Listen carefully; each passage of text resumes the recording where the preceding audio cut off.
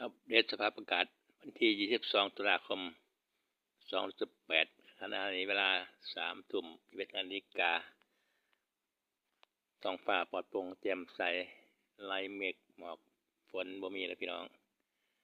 จะมีพายุอยู่แถวเกาะไหหลำก็สลายตัวแล้วพายุเจอกับอากาศหนาวอากาศเย็นอากาศแห้งก็เบิดสภาพไปต่อบ่ได้ขณะนี้มีความกดอากาศสูงกำลังค่อนข้างแรงจากประเทศจีนมาปกคลุมภาคเหนือภาคอีสานรวมไปถึงภาคกลางทำให้มีอากาศหนาวเย็นลมกระโชกลมแรงลมหนาวลมเหนือ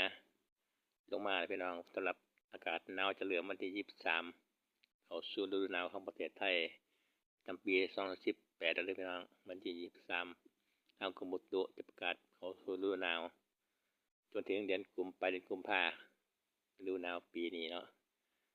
ท้องฟ้าปลอดโปร่งแจ่มใสสำหรับพายุส่วนร้อนเฟิงเสินก็สลายตัวไปแล้วขึ้นฟังบ่ได้เพราะว่าเจอกับอากาศเย็นอากาศหนาวอากาศแห้งจะฝนตกแถวภาคใต้ต่อมาเลเซียแล้วก็แถวสปปลาวต่อกับเขมรทั้งเมืองโขงทั้งสตึงแตรงกำลังมี